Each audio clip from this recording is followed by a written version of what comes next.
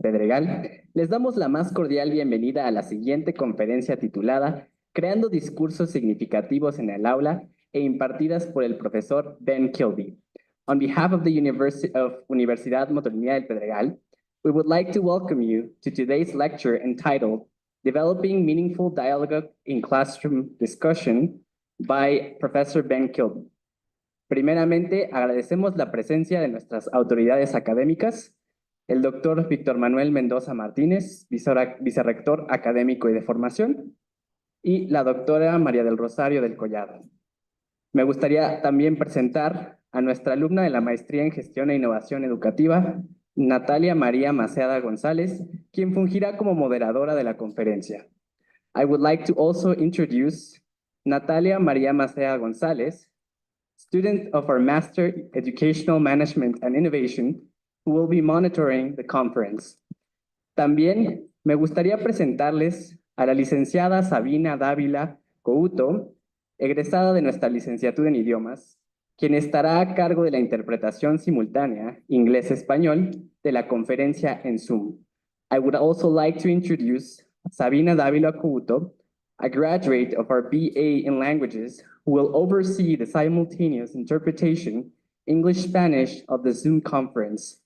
Y finalmente, un servidor, Gustavo Pavía Mendoza, director del Centro de Formación y Humanidades, quien el día de hoy será su maestro de ceremonias.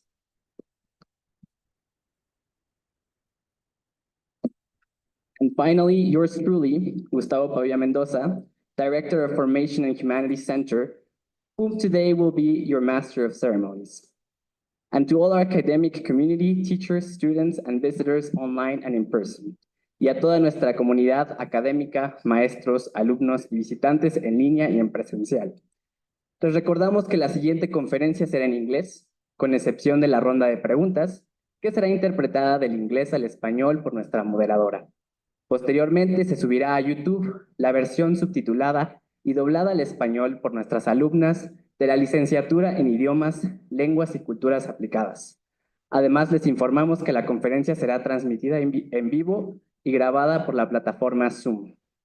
We remind you that the following conference will be in English, apart from the round of questions, which will be interpreted from English into Spanish by our moderator. Subsequently, the subtitled version will be uploaded to YouTube and dubbed into Spanish by our students of the degree in Languages, Applied Languages and Cultures. In addition, we inform you that the conference will be streamed live and recorded on the Zoom platform. Antes de comenzar, me permitiré leer la semblanza de nuestro reconocido ponente. Before I begin, I would like to read the biographical sketch of our renowned speaker, Ben Kilby. Ben Kilby is a PhD candidate from Monash University in Australia. He has an MA, Master of Arts, Applied and Professional Ethics from the University of Melbourne. Ben Kilby is a leading teacher at Templestowe College and the chair of the Victorian Association for Philosophy in Schools, and member of the ICPIC, International Council of Philosophy Inquiry. He has experience as a professor in school leadership and in the Philosophy for Children community. His research focuses on dialogue, philosophy, and gender. Furthermore, he has produced numerous publications and delivered multiple presentations around the globe. Ben Kilby es doctorando por la Universidad de Monash de Australia. Cuenta con un máster en ética aplicada y profesional por la Universidad de Melbourne. Ben Kilby es profesor titular de Templestowe College, presidente de la Victorian Association for Philosophy in Schools y miembro del ICPIC, Consejo Internacional de la Investigación Filosófica. Tiene experiencia como profesor en la dirección de escuelas y la comunidad de filosofía para niños. Tiene experiencia como profesor en la dirección de escuelas y la comunidad de filosofía para niños.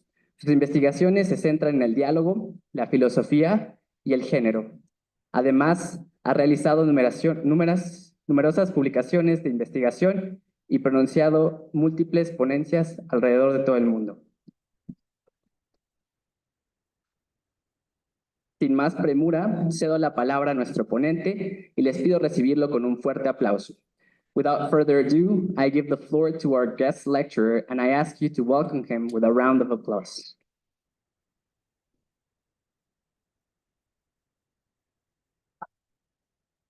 Thank you very much for that introduction. I'm very excited to be here, and thank you all for welcoming me and for attending this event.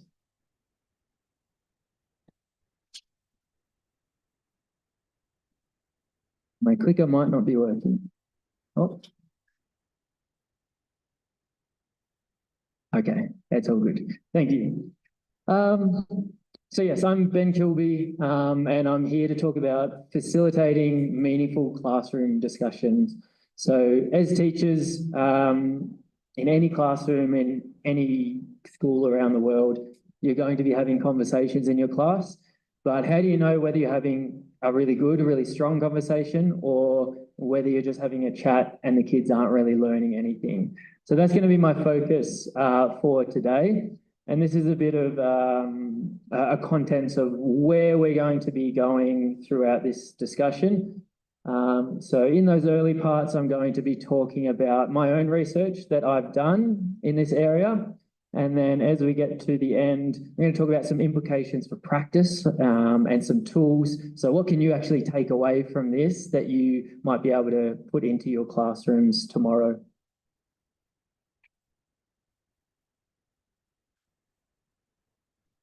So firstly, why are we here? Why are we talking about this? Why does discussion matter at all? There is plenty of research that shows that classroom discussion can have a really positive impact on students' learning in the classroom.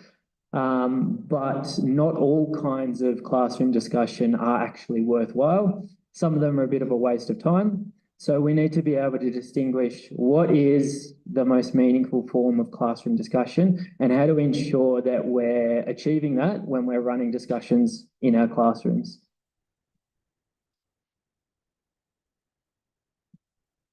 So within my research, I categorize 4 different types of classroom discussion, which you can see here very briefly, and I'm going to go through them one by one. So firstly is what I call teacher-directed dialogue. So this is usually thought of as the IRF model of discussion, which is the teacher initiates a question, the student responds to the question, and then the teacher gives some feedback or some evaluation. And that's not really a discussion at all, is it? It's just a question and an answer. And so it doesn't really provide what we're looking for when we're trying to get meaningful dialogue. So really what I'm doing right now is teacher-directed dialogue. This isn't a classroom discussion. But doing this all the time in the class isn't going to get you what you want out of your classroom discussions. Secondly, we have mere conversation. So this is very different from a teacher question and answer.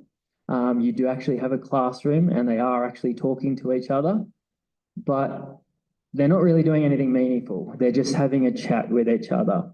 And so Mercer here describes this as cumulative talk, which is a phrase I really like. So cumulative as in they're just like adding another thing and another thing and another thing, but it's not really going anywhere. It's not really doing anything meaningful.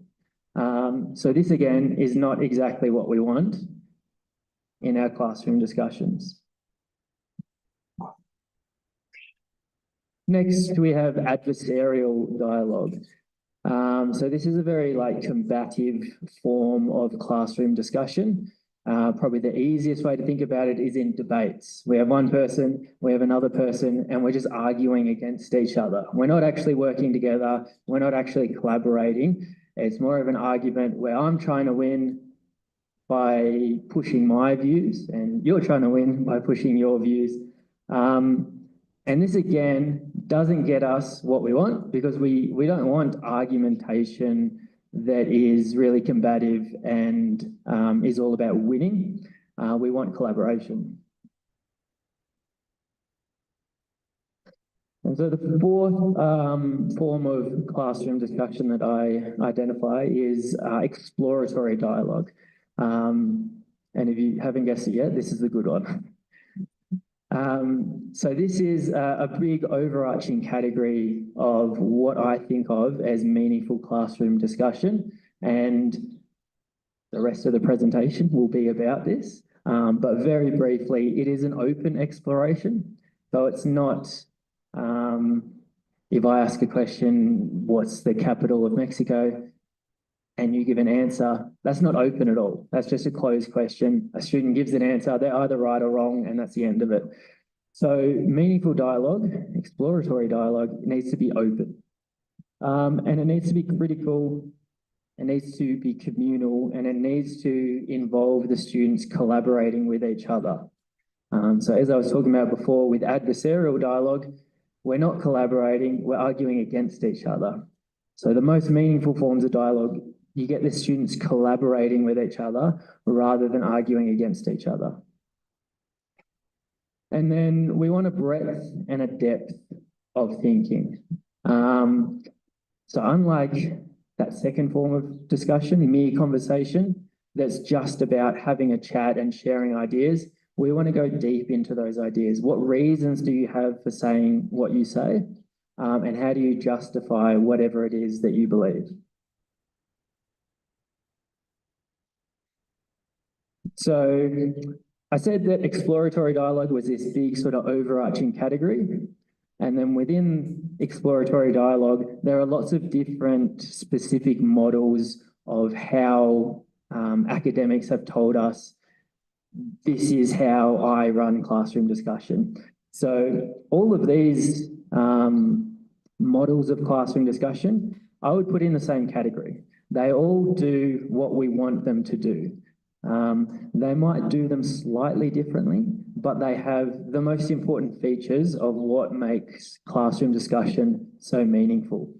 And I'll go into those features as we move forward. So in my, sorry.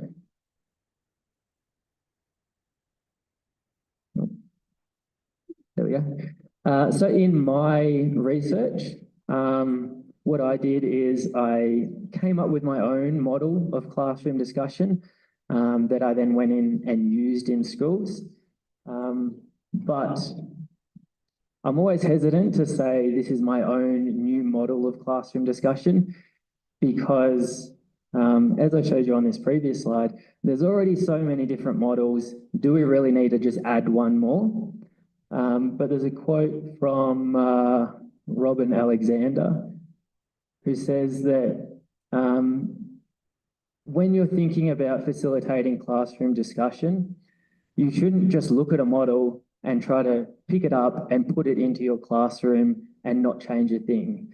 You need to be constantly changing based on the needs of your students, based on what you know about them, based on the content, their age, all sorts of things.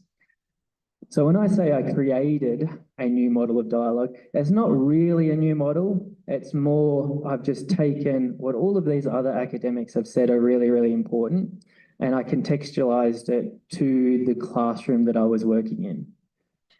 And these dot points here, these are the things that I've identified as most important for facilitating the most meaningful classroom discussion. So open, authentic questions, which we've already talked about a little bit. So not asking closed questions where there's just an answer and it's a fact and then the discussion's over, but open, authentic questions that are meaningful to students. Student constructed knowledge. So similarly, if I ask a question and it's just a fact that is the answer, the students aren't really doing anything other than remembering the fact and then saying it. So we want students to be constructing knowledge. So asking open questions that forces them to think, how do they want the world to be? How do they want to construct their world? How do they want to reason their way towards whatever the topic is that you're looking at? Interthinking, so this is students building upon one another. So as I said earlier, when I was talking about mere conversation, students are just sharing one idea and then another idea and then another idea. We don't want that. We want students to build on an idea. So if I say something, the next student in the class should actually build on that idea and say, yes, I agree, and here's something else. Or no, I disagree because of this. Or yes, I agree, and here's an example that shows why I agree. So we're not just throwing random ideas into the discussion, we're building upon those ideas every time. Difference, tension, and disagreement. So especially with younger kids, I often start my discussions by saying, if we have the discussion and everyone agrees with each other, it's going to be really boring and we may as well go home. You need to disagree with each other, because if I say an idea and I think it's a great idea and everyone agrees with me, that's the end of it. I don't have to do any thinking. But if I say an idea and someone disagrees with me, I'm forced to justify, why do I believe what I believe? Why do I think that? So that disagreement is really, really helpful in the class. So it's really important to encourage that with kids. And I realize I have a lot of content in this presentation, so I might skip through some of it a little bit quickly. But as long as your classroom discussions are really open, really free, they're democratic, so the students have some voice in what you're talking about, that's what we want to focus on.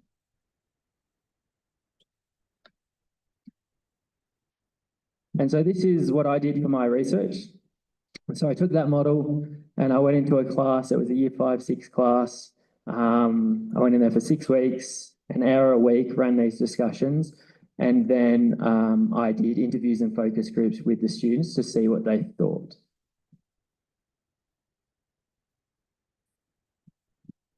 And what they thought, I categorized into these 4, sorry, I keep doing that, into these 4 categories here.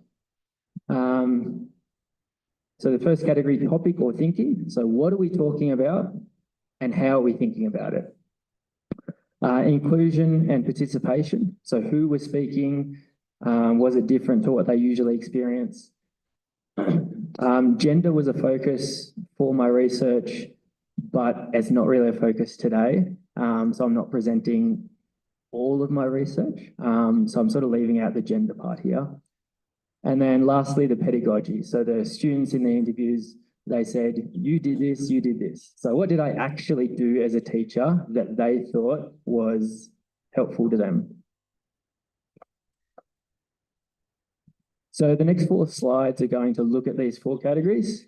And the slides are all structured the same. So there's just a bit of a description of what this slide is about at the top. And then all these here are quotes from the kids themselves. So you're able to see directly what they've said. So one of the main responses from students was that the topic and the kind of thinking they were doing made these discussions more meaningful than what they usually experienced in class.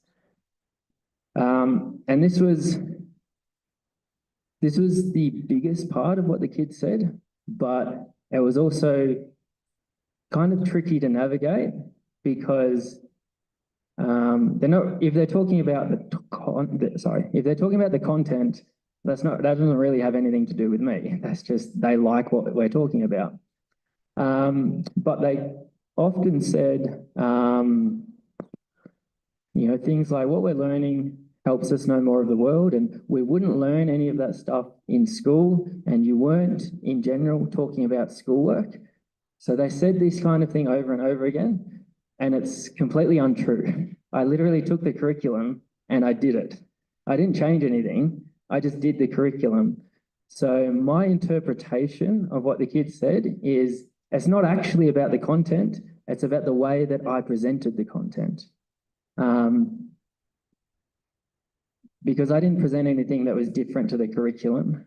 Realistically, it should have looked exactly like what they've experienced every day of their lives in school, but it wasn't. They constantly said things like, your discussions weren't even about school. We would never do this kind of thing in school, which shows me that the way we ran these discussions made the content far more meaningful to them.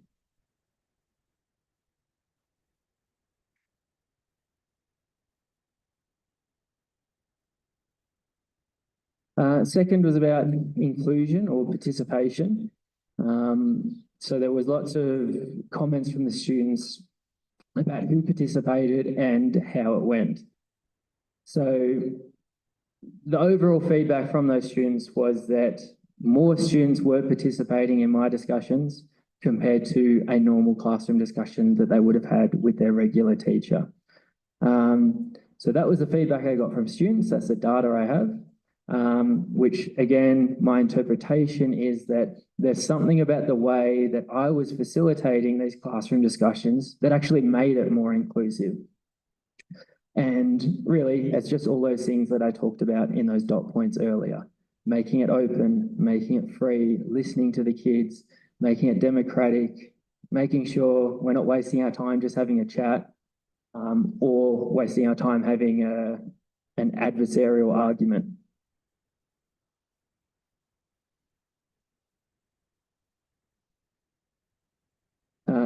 This slide is about the gender aspect, but I might just skip over it. I'll leave it up for a quick second in case you're very interested.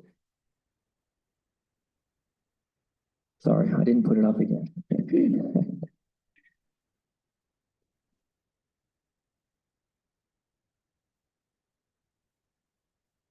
And the fourth part of my research is a category I call pedagogy. So what did I actually do as a teacher? Well, actually, let me change it. It's not what I actually did as a teacher. This is what did the students perceive that I did as a teacher different to their regular teacher.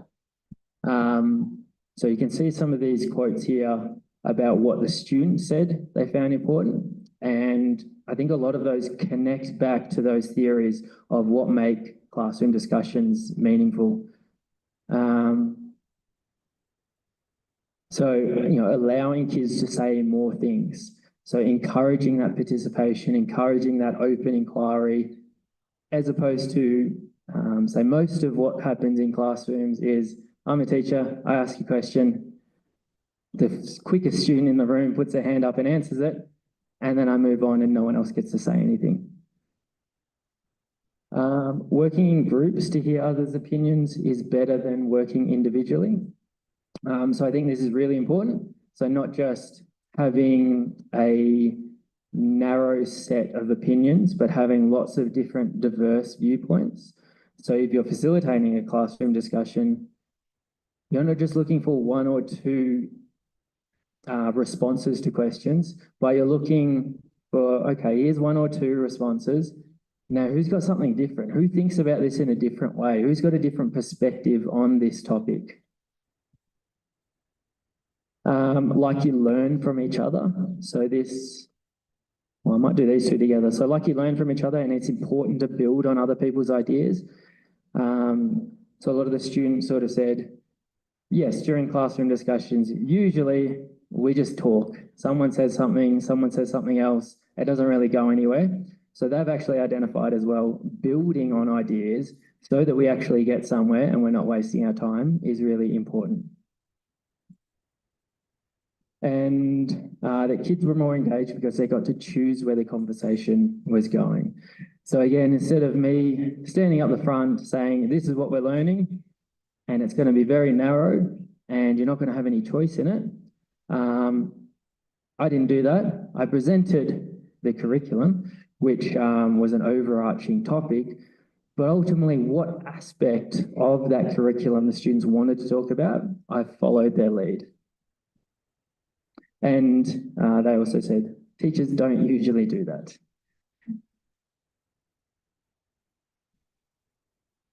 So this is sort of the summary, a little summary of my research. So the big takeaway after I did those interviews and focus groups was this sort of quote that what I'm doing was not schoolwork. That really stuck out to me because, like I said, I was just doing the curriculum. I didn't introduce any crazy topics that were just super fun and I thought they'd love. It was just pulled from exactly what they had to do. So why did they keep perceiving it as not being schoolwork? There must be something in the way I'm running the classroom discussion. And then I won't touch on these too much because these are more of the theoretical background to my research. But I did make lots of connections with lots of theory and lots of philosophy in the background based on what the kids have said. Okay, so that's sort of the first half of this presentation, which is me presenting what I did as part of my research. I did it again. The second part of this is putting it into practice. So if you're a teacher or if you're going to be a teacher in the future, what can you actually take away from this presentation and actually do in your classrooms? So I've taken these four things, these four aspects of running meaningful classroom discussions, and I'm going to talk about them in more detail as we go through. So first is student agency. So this is something that the students identified as really meaningful. So giving students control over the direction of the discussion and allowing them to explore connections that they make, connections that maybe resonate with their interests or with their experiences was really, really important.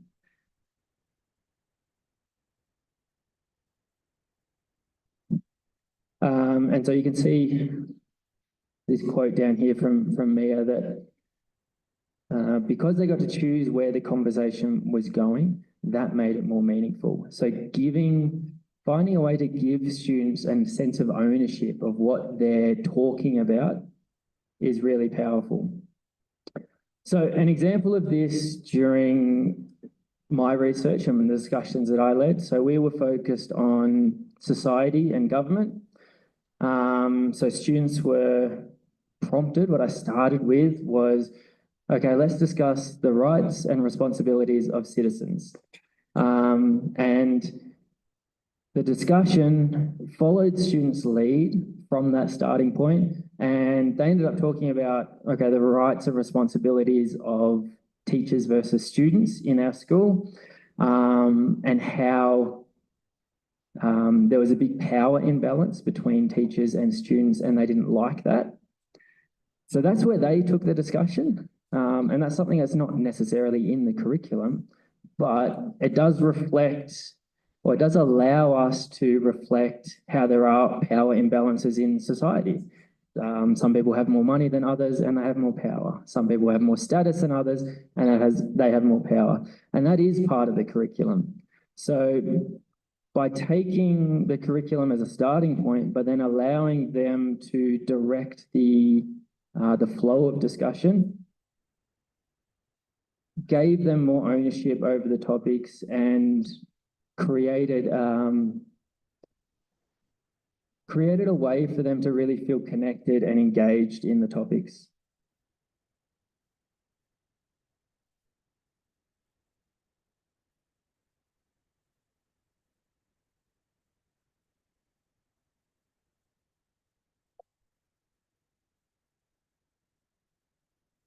The second is collaboration and community. So this is another point that students found really meaningful about the way that I ran classroom discussions.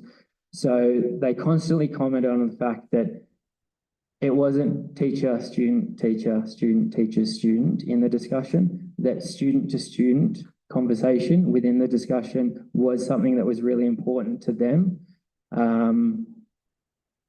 And it wasn't an argumentative student-to-student discussion. It was a collaborative student-to-student discussion.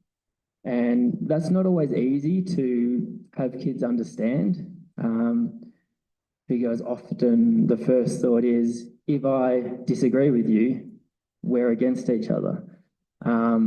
So what I did when I talk about community here is I set up some shared goals. We're going to sit in a circle. We're going to have a discussion about this topic, and we all have the same goal. And that goal is to get to the most reasonable answer. And the way that we get to the most reasonable answer is throwing ideas out there and then talking about whether we agree, whether we disagree, whether there are reasons. And so this establishes a culture where it's the case that when I, as a student, disagree with another student, we're not actually against each other. We're working together because when I disagree with you, I'm trying to help your idea get stronger. I'm trying to find more reasons for your idea to either work or to not work. And we're all in the same community. We're all working in the same way towards the same goals.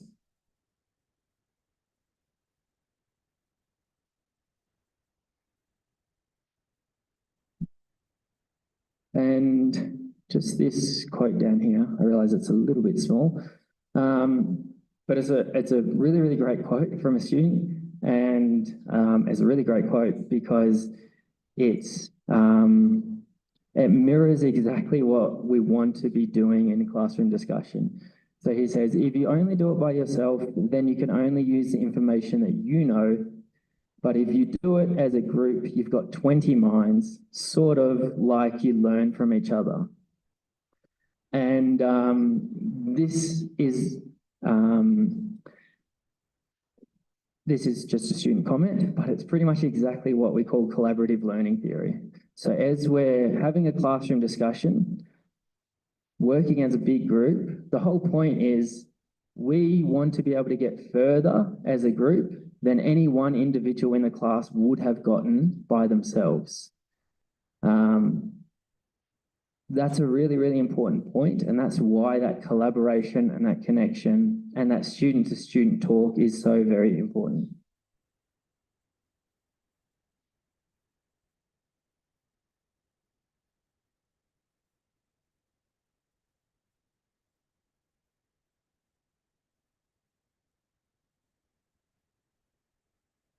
Okay, next is promoting critical thinking. So remembering back to the very start when we're talking about mere conversation, that was a kind of discussion that has no critical thinking at all. It's just, I'll share an opinion, you share an opinion.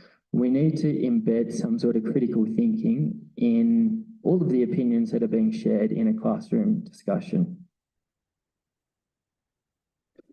And again, thinking back to that teacher-directed dialogue, if I ask a question, I'm just going to use it again, what's the capital of Mexico? And a student puts their hand up and gives the answer, and I say, yes, that's correct. They haven't really done anything. They haven't, well, not really. I was going to say they haven't really done anything. They've done absolutely no thinking whatsoever. They've done remembering, and that's all. They already knew the answer, and they just told you it again. So we want to try and facilitate classroom discussions that promote some sort of thinking. That's what's most important. Now, we'll say here that students learning facts is really important, and teachers being up front of the class and lecturing and telling them things is really important as well. So I'm not saying you should never teach facts and you should always be doing this, but it's important to know when to distinguish between what you're trying to do. So if you're trying to teach them a fact, if they don't know what the capital of Mexico is, and you want to teach them that, lecturing is probably the best way to go about that. A classroom discussion isn't a very effective way. If no one knows the answer, the discussion is just going to go around in circles. But if your goal is to actually promote their thinking, this is what you should be doing. And you therefore shouldn't be asking factual questions as part of a classroom discussion. So it's really important to separate those two things so that you know what the purpose is of how you're teaching. And that probably leads pretty well into this second point here. So focus on the justification of students' views. So I often say to students when they're a bit timid and they don't want to share, I say, I don't care what you think. You can say literally anything. The only thing I care about is how you justify what you think. So you can say anything about your opinion, but what I want to know is what reason do you have for holding that opinion? So I'm not focused on their actual opinion. I'm not critiquing their actual opinion. I'm critiquing the reasons that they have for holding that opinion. And that's also what we want to encourage the class to do. So there's not just the teacher critiquing reasons all the time, but it's student-to-student critique of reasons as well. And these last two here, I think I've already mentioned them a little bit, but having diverse, pluralistic dialogue is really important. If you have a discussion and there's only one perspective in the discussion, it's not very interesting. You need to broaden it up so students are forced to think from different points of view, or from different cultural backgrounds, or from just different reasoning. So we need that diversity of ideas, opinions, and reasons. And then also moving from closed questions to open questions as well, allowing students to really explore those questions.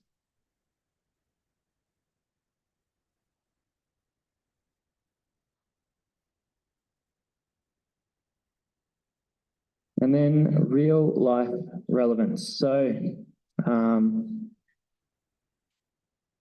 I think when all of those students were saying what you did, Ben, was not schoolwork at all, really what led to that was I started with the curriculum, but then I allowed it, it was open enough for students to make connections from that curriculum to their own personal life. It was actually meaningful to them. It wasn't some abstract idea that's written in the curriculum, but the kids don't care about it all. So allowing them to establish personal connection to the content and to their own lives is really, really important. And it's not always easy because as a teacher, you have to teach certain things. You have to get through certain content. But if you really want to develop strong thinking skills in your students, then you can't just narrowly focus on a small segment of content because the curriculum tells you to. You have to present that content, but then open it up so the students can actually make connections to it. Otherwise, it's just going to feel meaningless to them.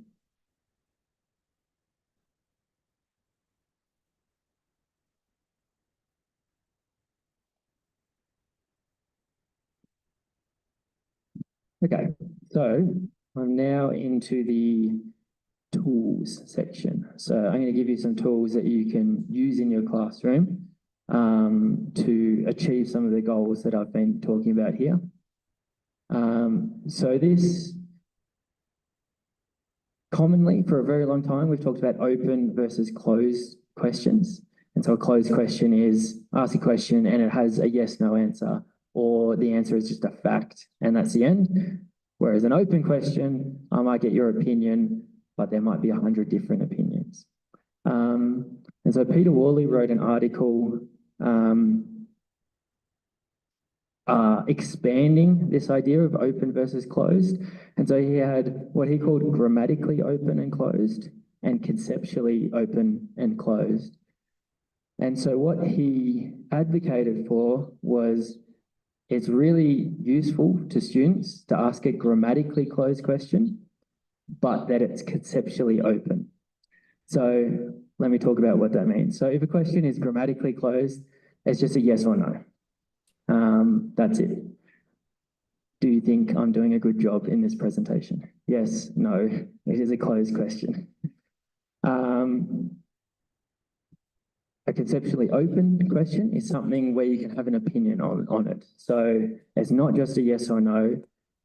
It's something that you need to justify. So something like, what is the meaning of life? That's a very, very open question, isn't it? It's conceptually open. Kids can say literally anything about what they think. But if you ask a question that's grammatically closed but conceptually open, it forces them to give a yes, no answer, but then you just follow up with why. So if I was to ask, do you think that someone who just parties all the time for their whole life is living a good life? That's grammatically closed because the answer is yes or no, isn't it? But it's conceptually open because as soon as you give me a yes or a no, I'm going to say why, and you're going to have to justify your thinking.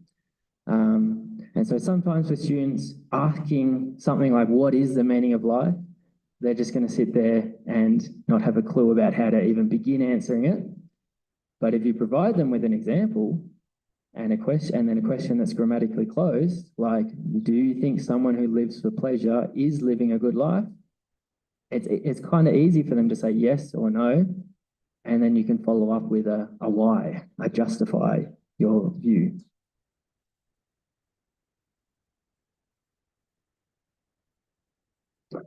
Okay, so next is the question quadrant. I don't know how visible that is to the people in the back. But this is a tool from Philip Cam. So what we have here is closed questions on this side. So these two boxes are closed. These two boxes are open. And then up the top, we have things related to the text. And then down the bottom, we have things related to life.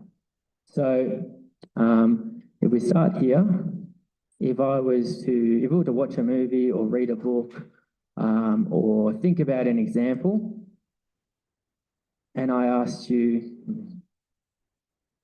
actually, I have some examples over here. How good is that? So if we're talking about democracy and government, a reading comprehension question, so something that's closed and it's very, very specific to what we're learning about, something like, well, what does democracy mean? That's a very closed question. It's about reading comprehension. If you want to answer it, go get a dictionary and look it up. Or is Australia a democracy? It's a yes or no question that's based on factual knowledge. So reading comprehension, that's not really the type of question we want to be asking in a classroom discussion. Then if we stick with the text side of things, but go on the open, so we end up with speculation. So something like, well, what if Australia developed as something other than a democracy? So you're really just asking them to speculate, to come up with ideas. And those ideas can be useful, but there's not yet any critical thinking involved in creating those ideas. So we don't want to stay in that box either. Then if we come down to closed questions, but they're not about whatever it is that we're learning about. So they're not about, if our topic is Australia as a democracy, they're not about that. And they are what Phil Cam calls research questions. So what other countries are democracies? Or what other types of government systems exist? So these are research questions. There's no point in talking about them in a classroom discussion. What other countries are democracies? If we just sit in a classroom discussion and try to come up with ideas, that's a waste of time.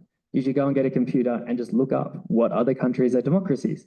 So again, you don't want to be spending your time asking these sorts of questions in a classroom discussion. There may be other times when you're teaching when all of these questions are very useful, but not in a classroom discussion. So this blue box over here, this is where we want to be, these open inquiry or these philosophical questions. So the couple of examples I have, so how does being a democracy benefit Australia? That's a really open question. Students can give their views.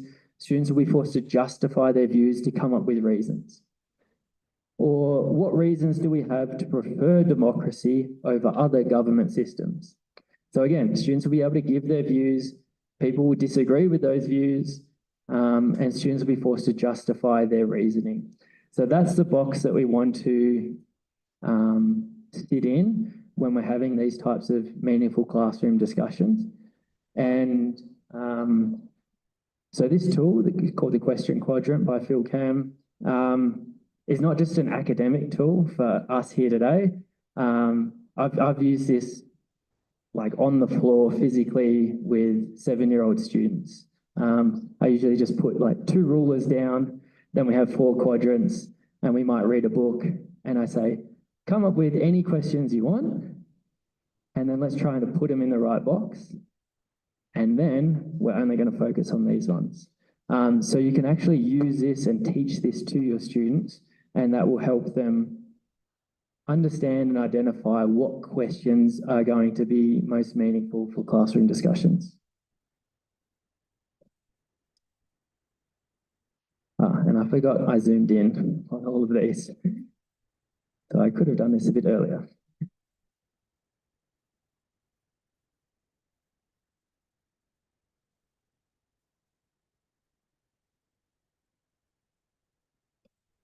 Okay, and then while you're in the midst of a classroom discussion, so this is not so much when you're trying to just set up a classroom discussion, you think about what are we going to talk about. This is more when you're in the middle of it and you have a bunch of kids and they're saying some things and you want to get them to think more deeply, or you want to get them to open up, or you want to get other students to have a view on what's being said. These are some of the questions that you can ask as a teacher that is going to help push kids to think more deeply.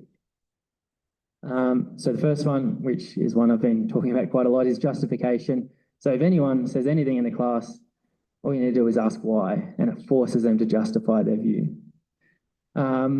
Asking for clarification is really important, especially because we're often talking about really big ideas with students and they're very young and they ramble on and they don't express themselves very well. And there's nothing wrong with that because that's how they think. But often what's really beneficial is if you have a student who's rambling on about something and is saying all sorts of things and is going back and forth, at the end of that, you can just clarify and say, oh, so did you mean this? And sort of just repeat back what they said. And that will clarify not just what they said to you, but what's really important is that every other student in the class understood what they said. Otherwise, all those other students won't be able to respond. So being able to provide an example is very, very important. I was actually at a school this morning running some philosophy discussions, and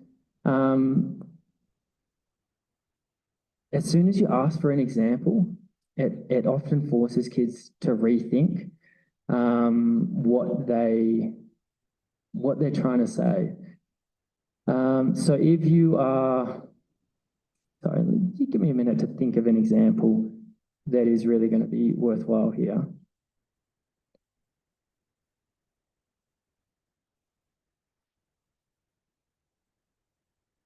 So if we go back to that question that I asked at the start, what is a good life? What is a really meaningful life? That big open question. And if a student were to say to you, just being happy, partying all the time, pleasure, that's it, that's all you need to live a good life. As soon as you say, can you provide us with an example? It's going to be really hard for a student to actually come up with an example. Like, who lives a life where they do nothing but partying?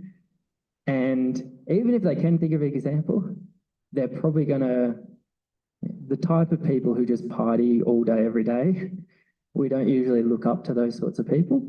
So I think as soon as an example is put into a student's head, it might force them to rethink what it is that they're saying. Because on the surface level, just having fun all the time sounds like a great way to live your life. But if you were to think of someone who actually did that and did nothing else and did no learning, nothing purposeful in their life, had no relationships, but just partied, that's probably not actually a good example of a good life. This conditional one here is very good for kids because if you would ask them a question, if you were to say, do you think this person who parties all the time is living a good life? Quite often they'll say, it depends. They won't want to give you a definitive answer. And so you can just say, well, tell me what it does depend on.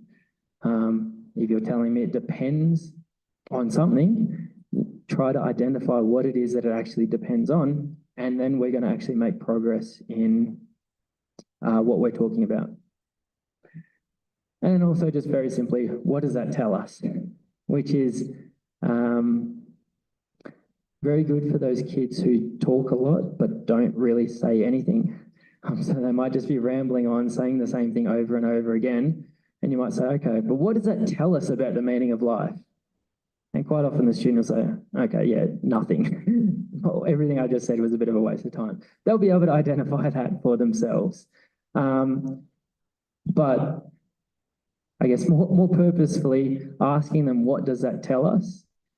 Forces them to think, what is the purpose of what I'm saying? How is what I'm saying actually making progress?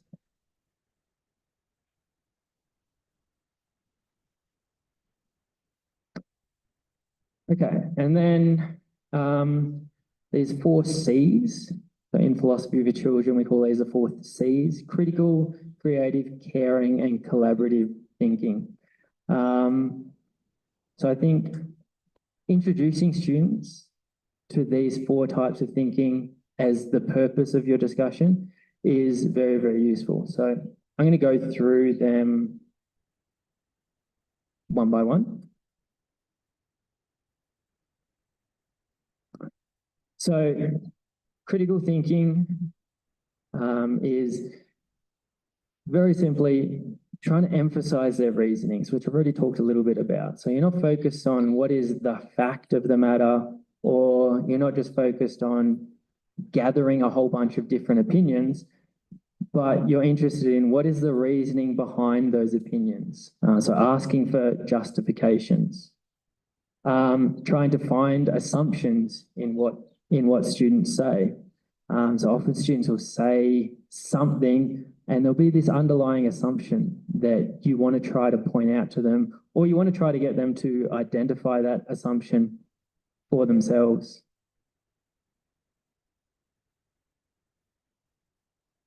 So for example, if we go back to this, the best kind of life is a life that's just full of partying and nothing else, just having fun all the time. There's an assumption there that a person who can party has enough money to feed themselves. There's an underlying assumption. You might point that out to the students, and the students will say, okay, yes, in order to have a good life, first you need to have food, to have shelter, to have these absolute necessities before you can even talk about beyond that. So identifying those assumptions is a part of critical thinking, and also just simply not accepting views uncritically. So if a student gives an opinion, ask for a reason. That one's pretty simple. Creative thinking. And so this is, I just want to distinguish creative thinking from creativity more broadly. So creative thinking is specifically focused on thinking as not just being a creative person.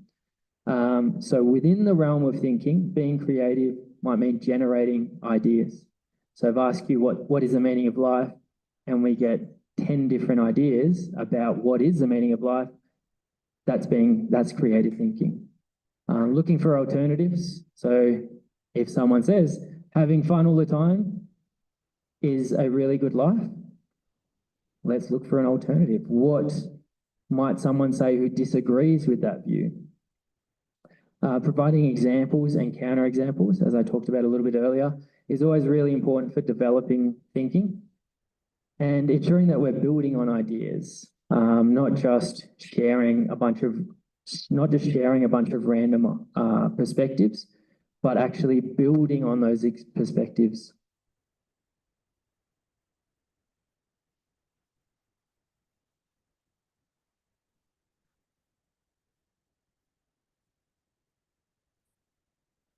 And then caring thinking is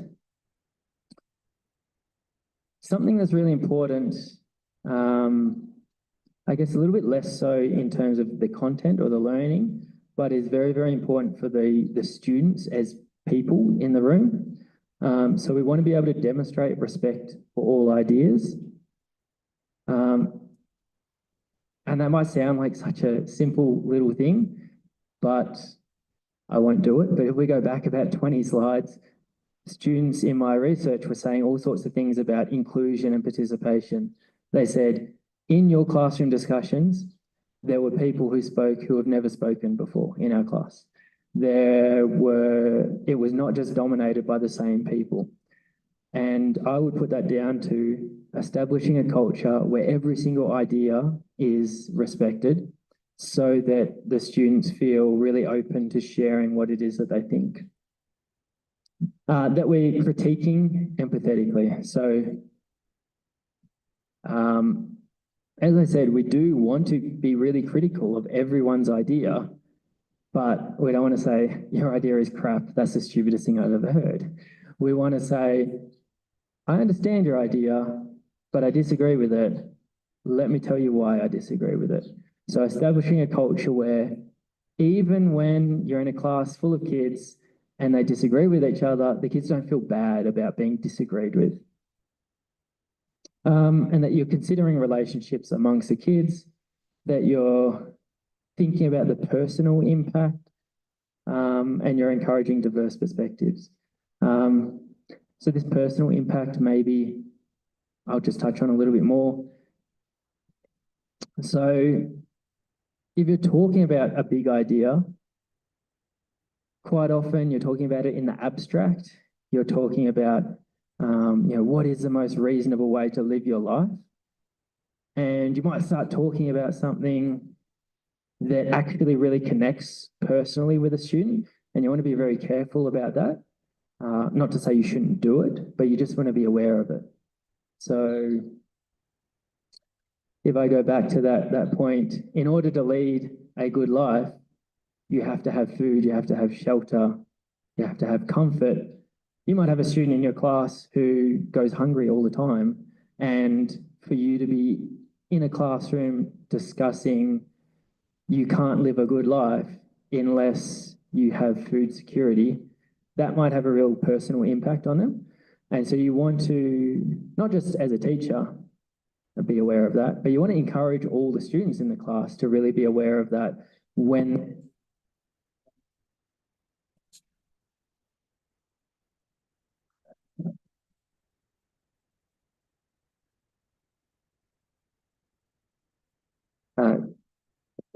so you want to, that's on, yes. So you want to encourage not just you to be the facilitator of, being careful about talking about sensitive issues, but you want to encourage all the students to be thinking that way too.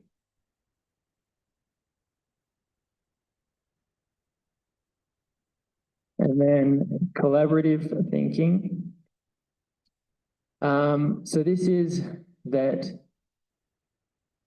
the understanding that we're working together in a classroom discussion in order to further our collaborative, our communal goals. We have the same goal of, we have this big question and we want to get somewhere with it. We want to find some answers. We want to find some reasons.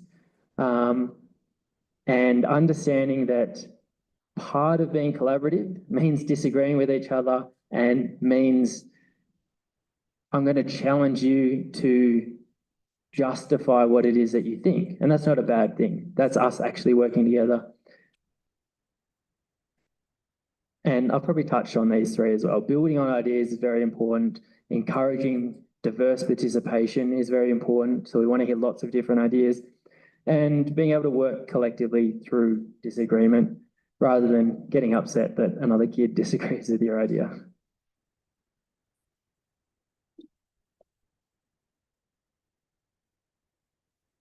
Okay, so last couple of slides. So this is a sort of wrap up to my research here.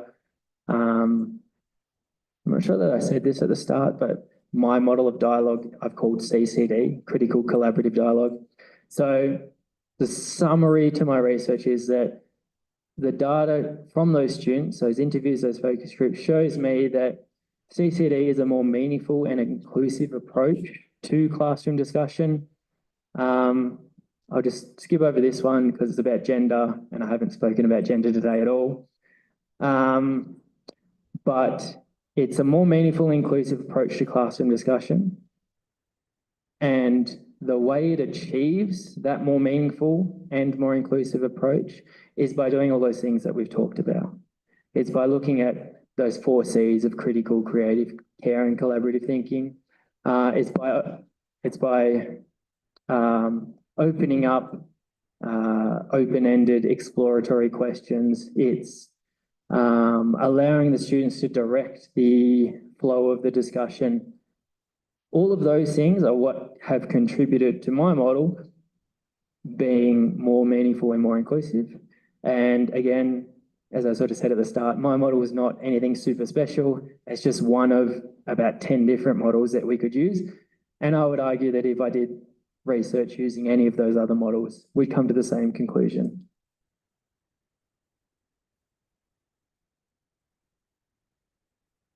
And from the students, they really valued this kind of dialogue. So it's not just a case that this kind of classroom discussion is good for learning, but the kids hate it. The kids themselves actually identify that this is a better way to run classroom discussions. I like this more. So they valued it in terms of their engagement. As I said earlier, I just looked at the curriculum and did it. And they all said, we would never do this in school. This isn't even school. This is all about life. You're doing things so differently. And actually, I didn't do anything differently. I just took the curriculum, but the way I facilitated the classroom discussions, that's what was different. And which connects to that next point in terms of their perceived learning. So they perceived they were actually learning something valuable about life rather than just having a teacher talk about random curriculum stuff. And that it was also valuable in terms of inclusion and equity and participation. And so going back to earlier when I said exploratory dialogue is this overarching category. So I would argue that exploratory dialogue models, such as my one, which is CCD, or, those acronyms stand for philosophy for or with children, and community of inquiry, which is another model of classroom discussion. So these kind of models are, one, they're supported by the theoretical research on classroom discussion. And I didn't really talk about any of that today. That was one of the things I skipped over, but just trust me. They're supported by the empirical research on the discussion, of which I talked a little bit about today, and that they can increase engagement, learning, and inclusion in classroom discussions. And that's it I did it again. And that's it from me. Thank you.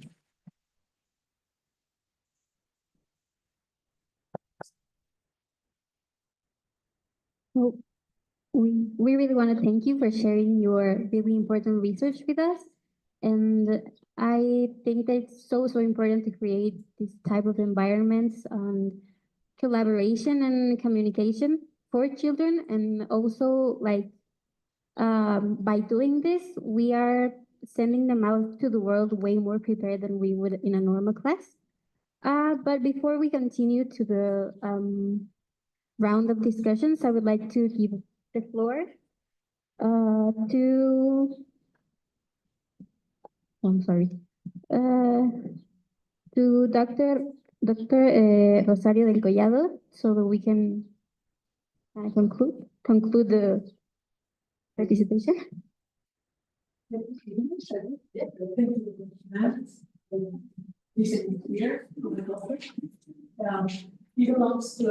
I don't think that microphone's on.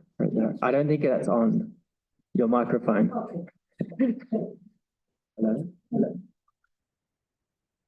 When we begin the presentation, you say that you participate in an international association that is called ICPIC, International Council of Philosophical Inquiry.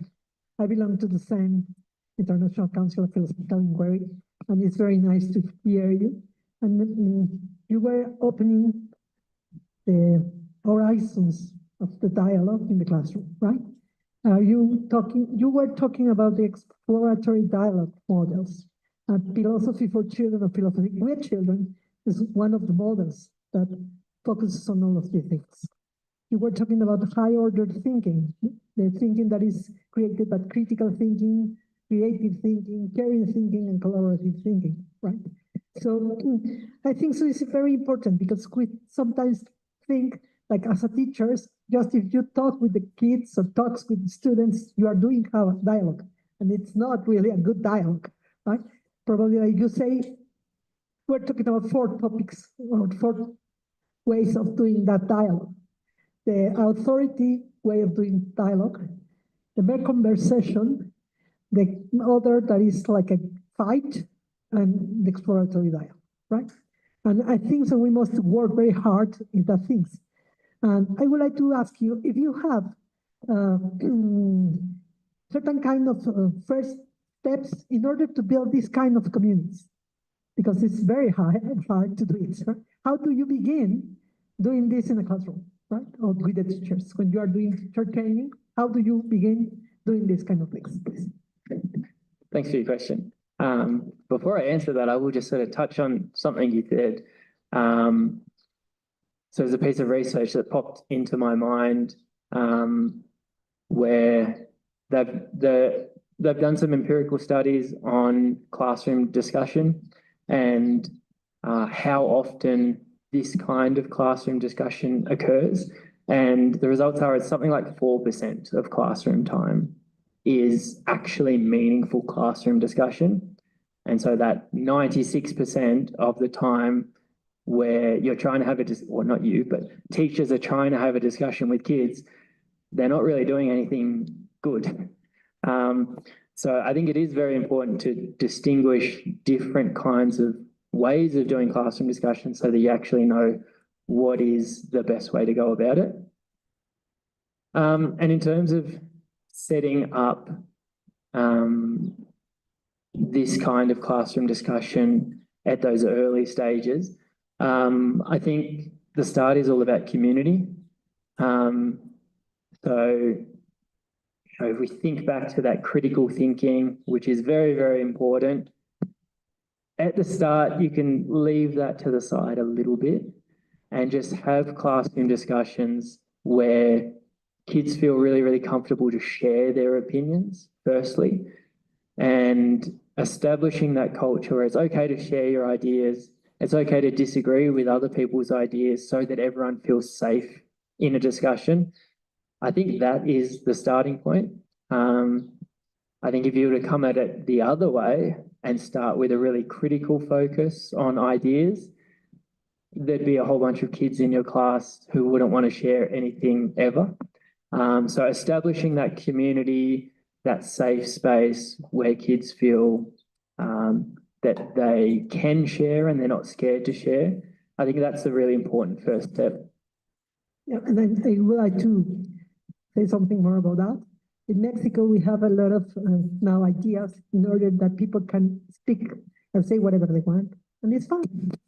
But we must go more deeply, I think, so in the critical thinking, right? Because we are going very deeply in the emotional area of the thinking. That is good, it's good. And for that reason, I think so Lippmann and Sharp work, the critical, the creative, the caring, and the collaborative thinking are 4 points that are very important to take in account in a class. I don't know if, I think so he is doing a very good session. I would like to invite everybody to go deeply in this kind of topics.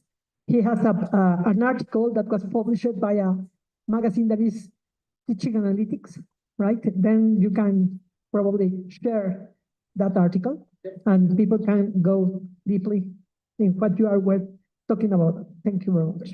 Thank you. Bueno, a continuación, lo que vamos a hacer es entrar en una ronda de preguntas oficiales.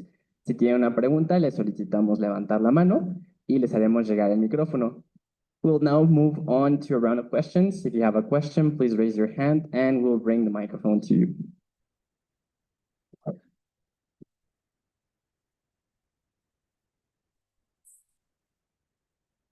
Yes. I have a comment and I have a question. I do not practice my English very often, so I decided to write some lines so I could avoid mistakes, more mistakes. I've been working as a teacher for adults for a bunch of time. And I think that a lot of things that you have exposed and you have found in research apply to them. So maybe it has more to do with human nature than it's about a matter of it. Not about kids or adults. It's the way that we like to learn.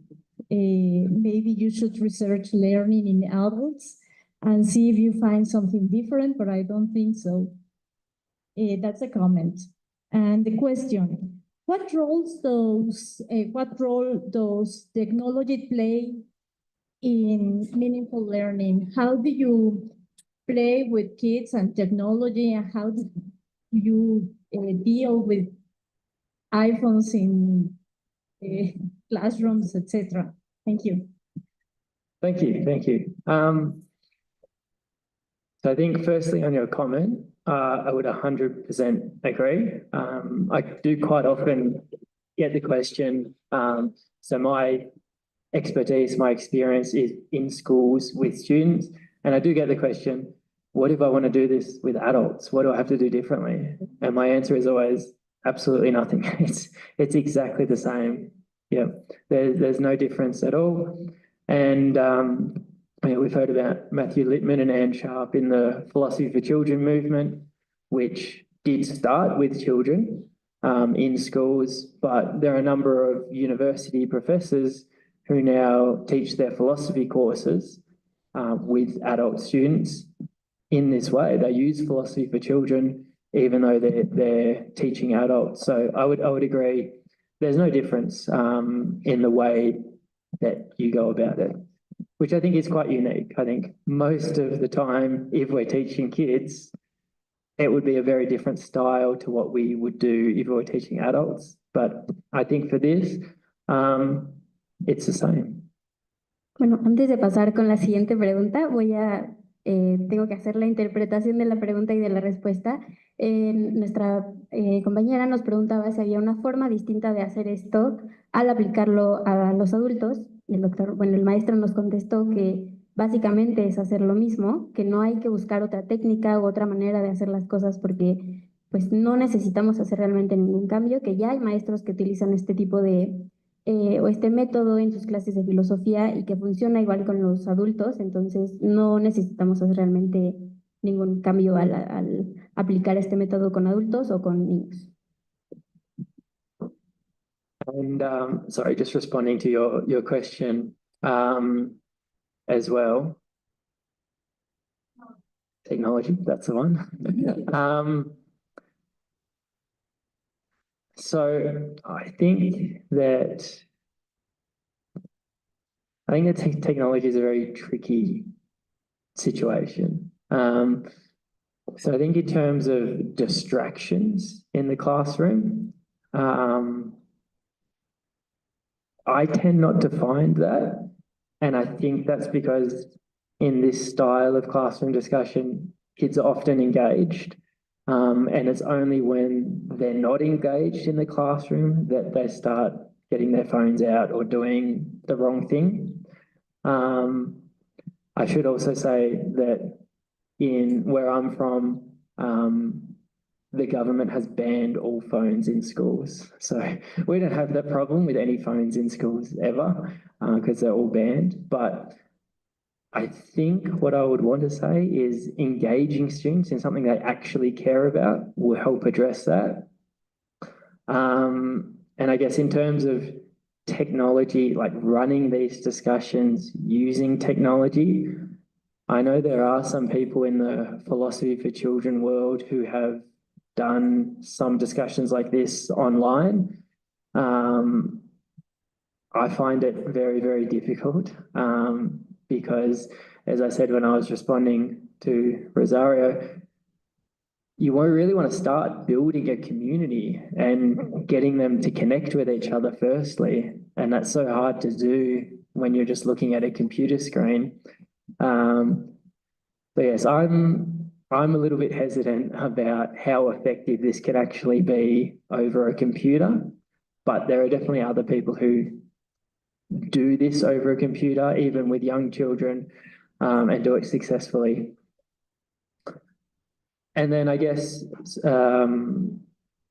using technology to your benefit. is, maybe I'll start with a bit of the philosophy of children history, which was, so Matthew Littman and Anne Sharp, they wrote these books, what would it be, 60 years ago now. And the purpose was you would sit in a classroom discussion and you would read the books, and they would give the students ideas that those students would then talk about.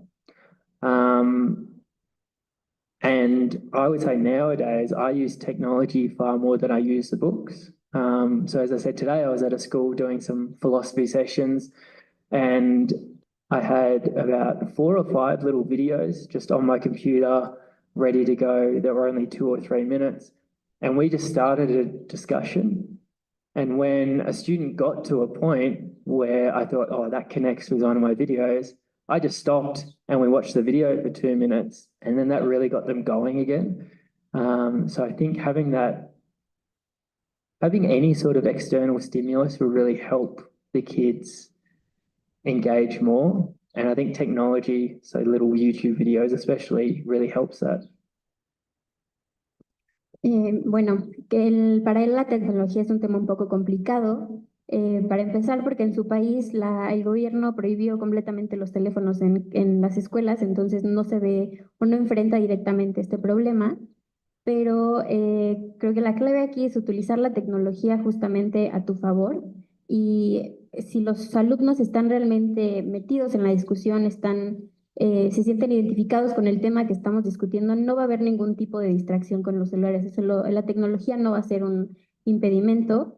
Incluso este método es un método que ya ha sido utilizado por medio de las computadoras o a través de una computadora en una clase en línea o algo así, y ha sido igual de eficiente. Y bueno, que él en sus clases también ya hace más uso de la tecnología que de libros a veces. Entonces, justamente es utilizar la tecnología a tu favor, utilizar videos, utilizar contenido que realmente haga que los alumnos se identifiquen y se interesen en lo que estamos conversando en los círculos de discusión. Y pues creo que básicamente eso. ¿Hay alguna otra pregunta?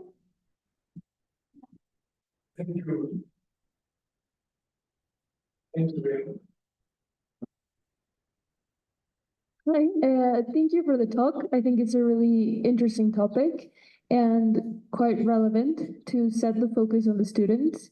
And considering that, my question is, up to what point do you think it is appropriate and helpful for a teacher to include their personal opinions in the conversation?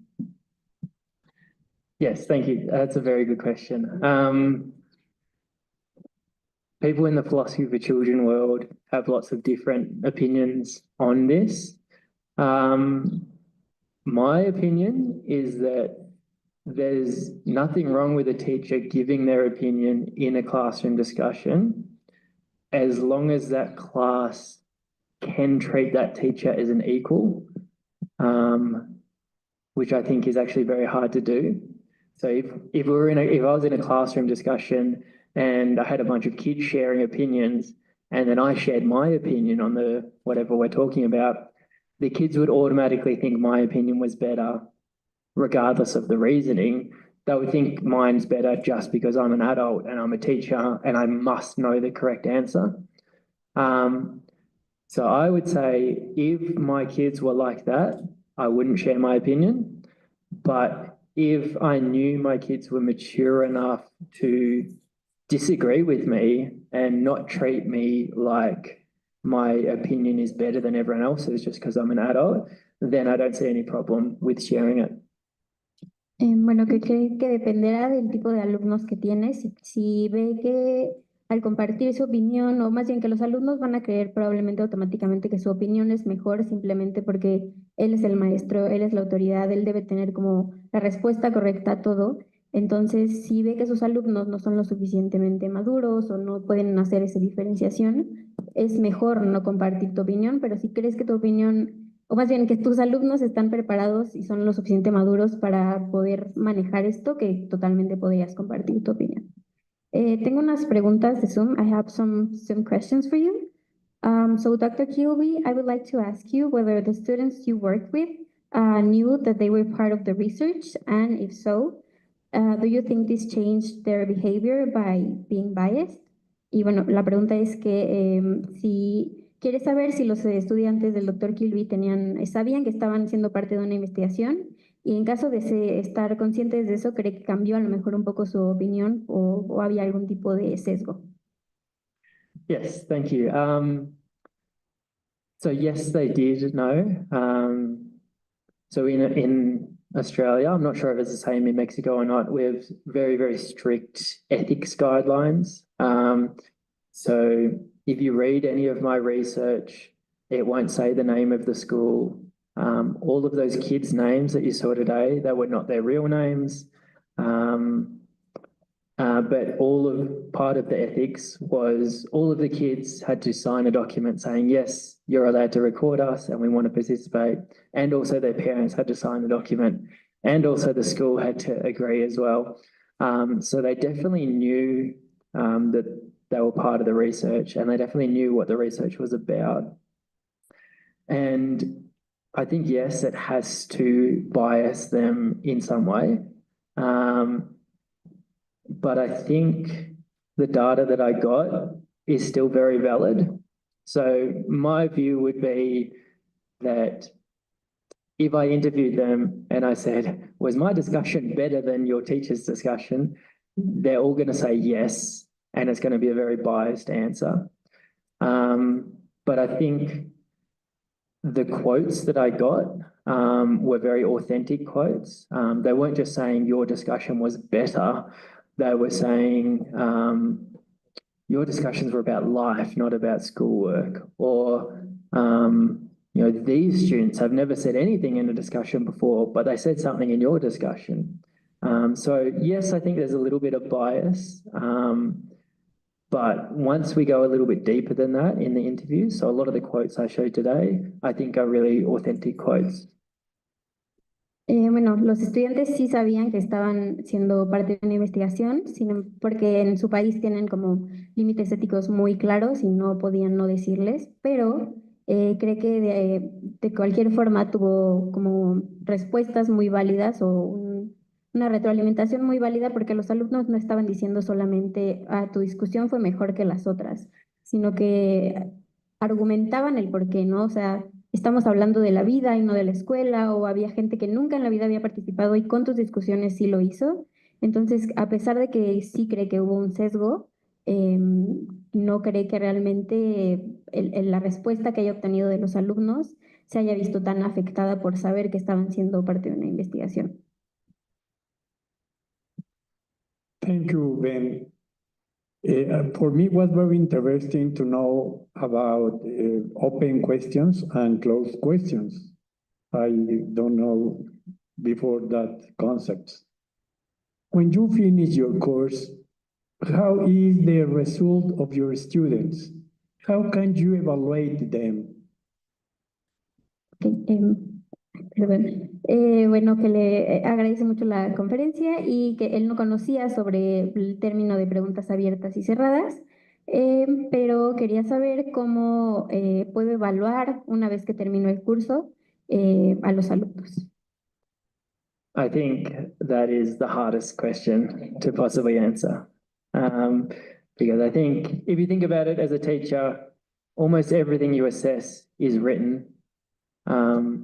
It's very hard to assess something when it's not written down and you can't take it home and mark it. You're just sitting listening to kids and you're trying to assess them. I think that's very, very hard. And I think it's even more hard when you're the teacher trying to do all of these things in the middle of a discussion, and then also you want to assess them. I think I'm hesitant to use the word impossible, but I think it's almost impossible to facilitate a classroom discussion and assess the kids at the same time, which makes this sort of thing very, very tricky. Some things that people have done in the past is, so they've had a facilitator who just focuses on managing the discussion. And then they have someone who sits outside the discussion and just assesses what kids say.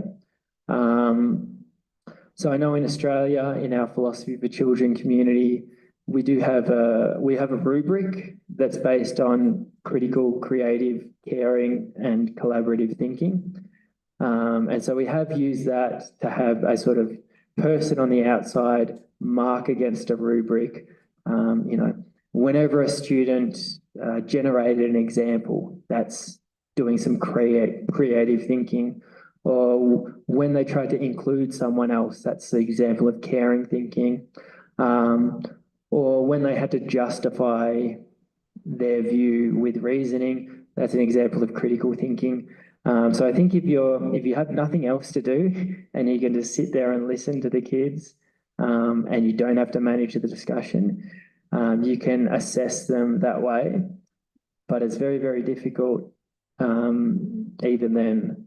And I guess the other way some people have tried is recording the discussions, and then you can listen to them back and try to assess them.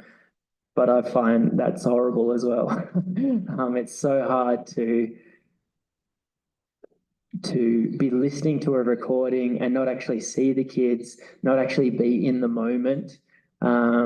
It sort of feels a bit disconnected if you're listening to a recording and try to assess them. So sorry, I don't have many good answers for you. I think it's a very, very hard question of how do you assess any sort of discussion? Bueno, es una pregunta complicada. El tema es difícil querer hacer todo lo que nos presentó y además evaluar a los alumnos. Entonces, las opciones que propone son que haya una persona aparte de ti o de la persona que va a mediar para que esté pudiendo evaluar el desempeño de los chicos. También que hay una crítica, una rúbrica que ya tiene su comunidad en la que toma en cuenta los diferentes tipos de pensamiento que nos presentó.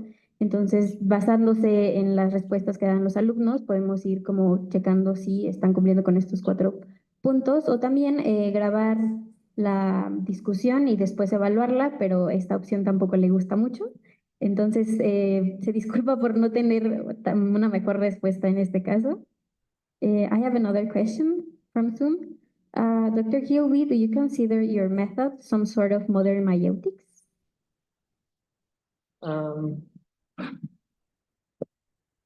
No, I don't. I think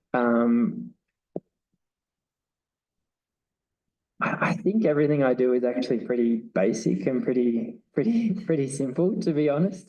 And I don't think there's anything particularly special about it. It sounds so easy, but I think anyone who's actually experienced being in a classroom with 20, 30 kids and trying to do this in the moment will quickly discover that it's quite difficult. But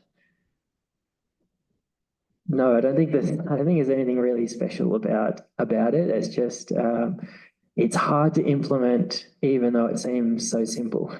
Okay. Bueno, le preguntaron si consideraba que su método era algún tipo o entraba dentro de la mayéutica, y él nos contesta que no cree que haya algo realmente especial sobre el método, que es un método muy simple y que pues una vez que lo experimentas te das cuenta que no hay realmente gran ciencia detrás del diálogo. Well, thank you very much for this lecture. I think it was so interesting. And I have a question. Listening to your, this model applying to no matter kids or adults, I am thinking about teenagers because I've taught to kids, to teenagers, and to adults. And after pandemics, everything changed. And one of the most important things that have changed is self-confidence in our students. So what about, how do you encourage students to talk? Not talking about kids, but teenagers, for example, or even young adults. How do you encourage them to give opinions, not to fear criticism, how to feel confident to express themselves? Bueno, la pregunta después de la maestra ha enseñado a adolescentes, a niños, a adultos, entonces después de escuchar como la perspectiva sobre enseñar a los adultos, se pregunta cómo aplicarlo con los adolescentes, ya que después de la pandemia una de las cosas que más se vio afectada en los alumnos fue la confianza en sí mismos. Entonces, ¿cómo podemos utilizar este método y que los alumnos no se sientan, no tengan miedo a la crítica, no tengan pena de compartir su opinión? So I definitely agree with you. Self-confidence in students is much lower now, and I think anxiety as well is much higher. So often there'll be lots of kids who don't want to participate. And I think that there are some sort of very simple, easy strategies that have a small benefit. Like if you're in a circle, just get them to talk to their partner. Say, here's a question, everyone talk to the person next to you. And then at the end, we're going to get every one of those pairs to say something back to the group.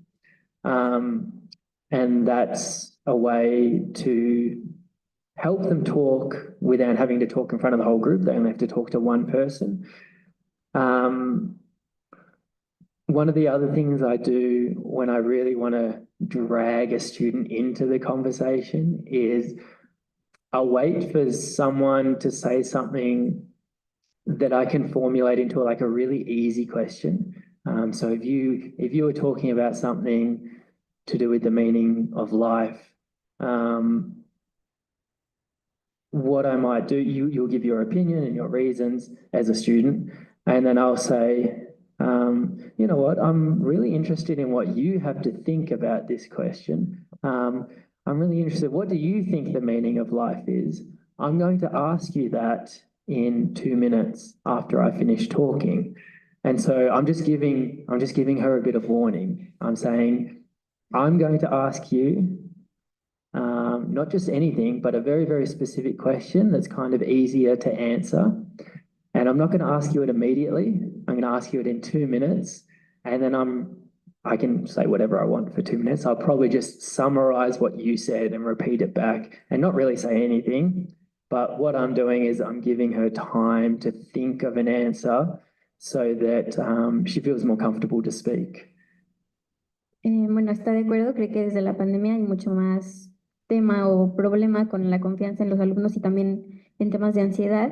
Y bueno, tiene dos estrategias muy simples y que tienen un beneficio muy bueno para la conversación o el diálogo. El primero es hablar no al grupo, sino en parejas, o sea, dividirlos en pequeñas parejas y que discutan el tema entre su pareja y así no sienten este miedo de tener que hablar a todo el grupo completo y ya después pedir a esas dos parejas que compartan su punto de vista. Y también esperar a que alguien haga una pregunta y poder después formularla de manera más simple. Entonces, una vez que tengo esta pregunta, me dirijo al alumno y le digo, oye, te voy a preguntar sobre qué opinas tú del significado de la vida y te voy a preguntar en 2 minutos. Entonces, le das un tipo como de advertencia y tiempo para que pueda preparar lo que va a decir y no sea de la nada y no sienta como este temor y tenga como tiempo para prepararse.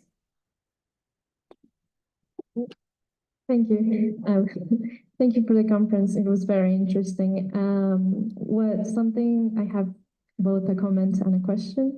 My comment was during some of you mentioned something about the debate that it's very useful to have these students not think about I'm right, you're wrong, or give into like I agree and I disagree. I find it in my classes sometimes very useful to see how for them to connect in a way for them, okay, I'm giving this opinion, and teach them to see what they relate to and what they agree on beforehand, and then give what they do not agree on. So I'm saying like, okay, I agree with this that you said, however, I believe that this other part I disagree with, or I think in this other way. I found it very useful. So I thought like, well, was very interesting to see in other terms as well.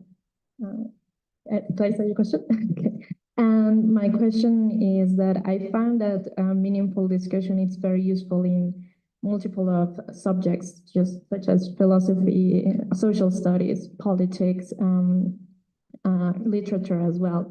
This opens a lot of meaningful discussion in the classroom. However, I wonder if this type of meaningful discussion is for every subject, and if you find that it can be applied to any type of subject, such as sometimes science, where maybe it's more factual, the teaching, instead of like an open discussion, and how can we apply it into these different subjects? Thank you. Bueno, primero comentó que le pareció muy interesante la parte del debate y enseñarle a los alumnos a primero decir, ok, no estoy de acuerdo, pero estoy de acuerdo con esto, pero tal vez con esto no. Y en cuanto a la pregunta, se pregunta si este tipo de discusión puede ser útil para cualquier tipo de tema o es más para temas como filosóficos o si podemos aplicarlo a cosas un poco más científicas o temas no tan que normalmente no están tan abiertos como a discusión. The short answer is yes.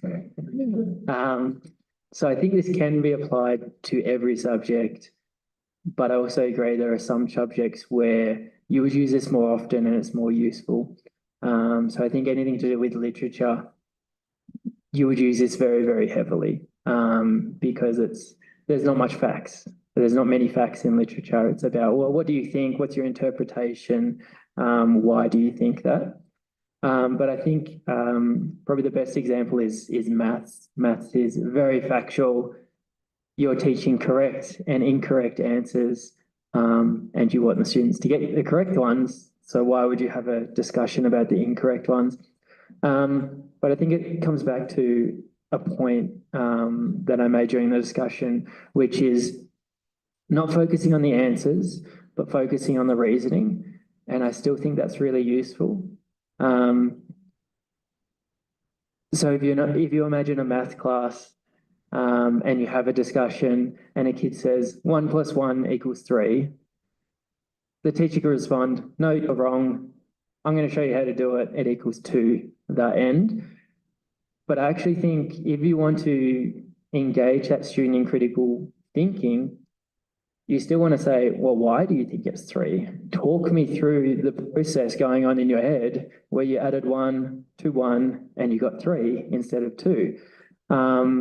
Because as soon as you do that, you can unpack what has that student misunderstood about addition that is giving them the incorrect answer. So yes, you still want to get that student to know the correct answer, but you can have discussions around the thinking behind correct or incorrect answers. And you know, on that point, correct, if a student says 1 + 1 = 2, you don't just have to say, correct, let's move on. You could say, well, why? How? Talk me through it. What reasons do you have to make me believe 1 + 1 actually equals 2?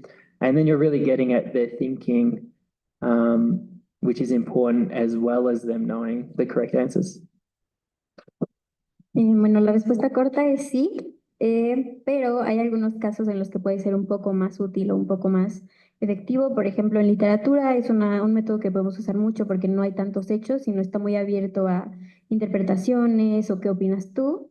Pero, por ejemplo, se puede aplicar, no sé, en una clase de matemáticas, en las que si bien queremos que el alumno sepa las respuestas correctas y no enfocarnos tanto en las incorrectas, queremos saber qué hay detrás, ¿no? O sea, cuál es el proceso de razonamiento del alumno. Entonces, por ejemplo, si un alumno nos dice 1 + 1 = 3, no solo decirle no está mal, sino decir, bueno, ok, pero ¿cómo llegaste a esa conclusión o cómo llegaste a esa respuesta? Y podemos ver así, pues, qué parte no entendió y por qué no está llegando a la respuesta correcta.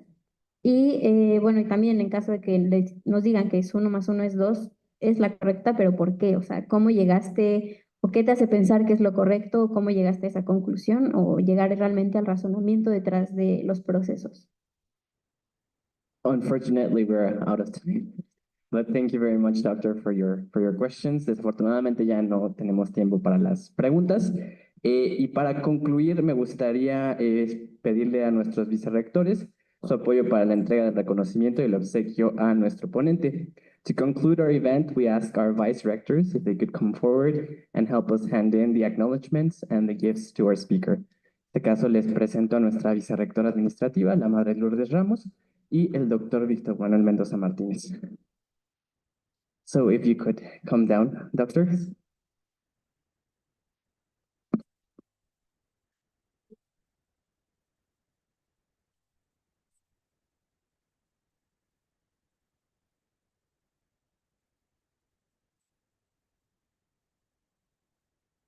Primeramente, agradecemos español.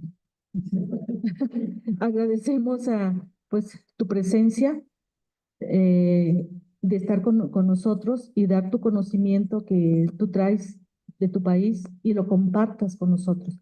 Para nosotros es como universidad, es grato que esta parte que nos puedas compartir y que nosotros también, porque también tenemos nuestra experiencia como universidad, algún día también nosotros podamos compartir con ustedes, ¿verdad? Nuestra experiencia de enseñanza, nuestra experiencia para poder, porque nosotros como institución, no solo es nuestra universidad, nosotros partimos desde la educación básica, estamos hablando desde jardín, primaria, secundaria, preparatoria, y en este caso, y aquí en la institución, es universidad. Pero bueno, pero nosotros estamos formadas desde jardín de niños hasta la parte de superiores, de educación superior. ¿Sí? Entonces, es grato para nosotros el que estés con nosotros el día de hoy. Universidad Motolinia del Pedregal proudly presents the Certificate of Recognition to Ben Kilby, PhD, his outstanding lecture developing meaningful dialogue and classroom discussion as part of the academic activities of the Master's Program in Educational Management and Innovation. This recognition is awarded in appreciation of your valuable contribution, dedication, and commitment to academic enrichment and sharing knowledge with our university community. Humanamente Motolinia Ardennes Luchans, given in Mexico City on this 9th day of May 2025. La Universidad Motolinia del Pedregal le otorga un obsequio. Y nuestra directora de idiomas quien se lo va a entregar.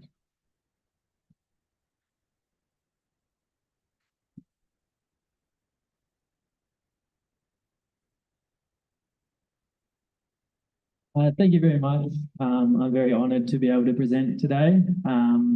So thank you all for coming out, and thank you to the university for putting this on, and thank you to Rosario, who I first reached out to do something like this. So thank you.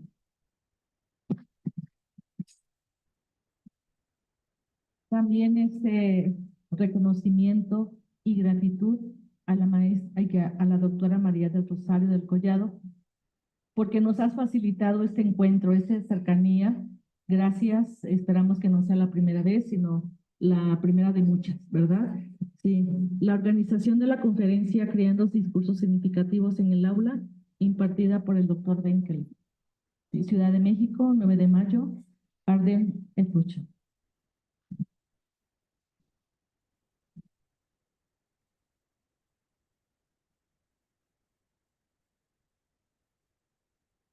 Queremos agradecer también a la maestra Paola Gardea por haber hecho posible esta conferencia y pues agradecerle a todos ustedes por su asistencia y les deseamos una linda tarde.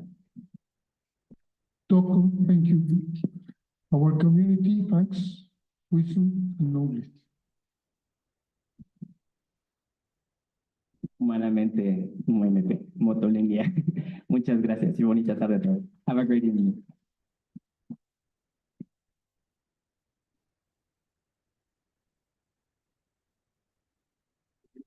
Hay café y galletas en la parte de atrás para todos los que gusten pequeño snack. There is coffee and cookies in case you want to grab a snack.